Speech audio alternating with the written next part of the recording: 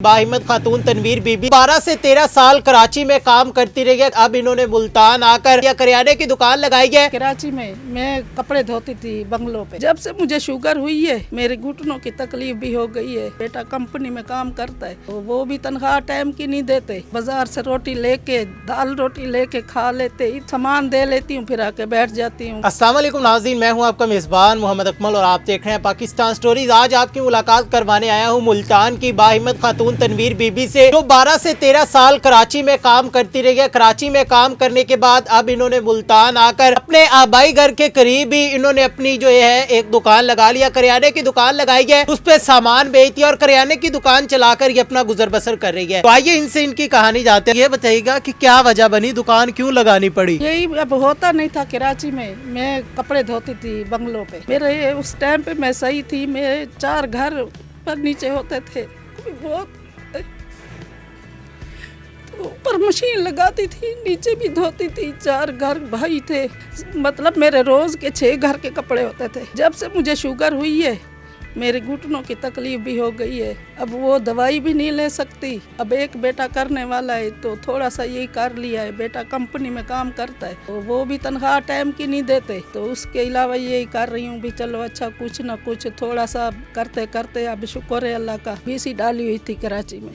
अच्छा मुझे ये बताएं, अपनी मेहनत से करके बीसी डाली हुई, तो उसी की वजह से जो थोड़ा थोड़ा सामान ले लेके तो अब इतनी हुई है। तो कितना अरसा हो गया यहाँ पे दुकान बनाए हुए और कितना कमा लेती है, महीने का गुजारा हो जाता है? इतना होता है वही बता रही हूँ। बाजार से रोटी लेके दाल रोटी लेके खा लेते, इतना हो कि घर तो इंसान बना ले। दिल दुखता है, बहुत दुखता है। बेटे को बोलती हूँ अल्लाह ताला इतना दे दे, एक तो अपना घर दे दे। घर नहीं है, घर का किराया दिया है तो अब दुआ कान का परसों किराया दिया। बहुत मुश्किल है। वो कितने बेटे बेटियां हैं? मेरे 3 बेटी हैं 2 बेटे हैं। तो शादियां कर दी हैं? हाँ, एक बेटे की शादी हुई है, उसके बच्चे हैं माशाल्लाह। वो अपने बच्चों में बिजी है। कौन उसका दिल करे तो कर लेता है। बाकी सारे बच्चे अभी शादी गैर शादीशुदा है? 2 की करनी है शादी। मैं झूठ नहीं बोलूँगी, मेरी यही अदा मेरे बंगले वालों को पसंद आई है। अभी तक वो फोन करते हैं कि बाजी वापस आ जा।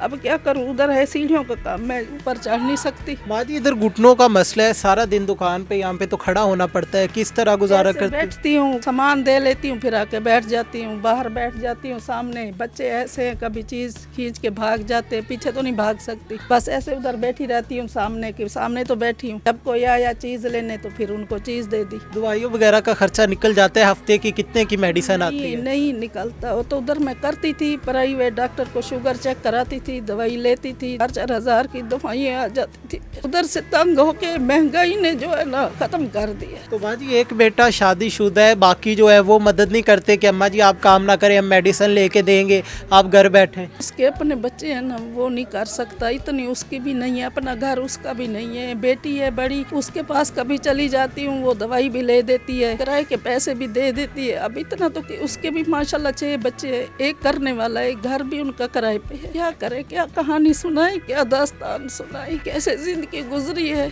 ये अब तक गुजर रही है। हाँ जी, तरह तरह के लोग आते हैं यहाँ पे, दुकानदारी है, तो किस तरह उन्हें डील करती? माँ बुलाते हैं, माँ करके सब बोलते हैं। जो बच्चा है बड़ा है बहुत अच्छे है, माँ करके बुलाते। किराया लिया उस दुकान में थे, उसका किराया ज्यादा, घर का किराया ज्यादा। फिर हमने ये छोटी सी ली भी, इसका किराया थोड़ा कम है, तो इसलिए फिर घर भी चेंज किया, कम पैसों वाला। आप यकीन करें मेरे घर में 4 पाई नहीं है। मेरा बेटा इसे पट्टे पे सोते। तो माजी मुझे ये बताएं कि जो मुखैर हजरात आपको देख रहे हैं या फिर गवर्नमेंट देख रही है, उन्हें क्या अपील करना चाहेंगी, क्या कहना चाहेंगी उन्हें? ये कहना चाहूंगी मेरा इतना हो जाए, मेरे बच्चों का घर बन जाए, मेरे बेटे को दुकान मिल जाए, मेरी दवाई के पैसे हो जाया करें, बस इतना चाहती हूँ और कुछ नहीं। कि मुल्तान से ऑपरेशन कराऊंगा, उसका दिल नहीं बन रहा था कि ना कराची से मैं नहीं करवाता। फिर जो है ना उसका ऑपरेशन के लिए मैंने 80,000 उधर से भेजा था, भाई से लिए, कुछ बंगले वालों से लिए, मैंने इसको भेजे। तो इसका जब उसने दिल चेक किया ना 25 फीता चल रहा था, फिर उन्होंने ऑपरेशन नहीं किया गदूद का। सांस की तकलीफ भी थी, तो फिर उधर ही फौत हुए थे।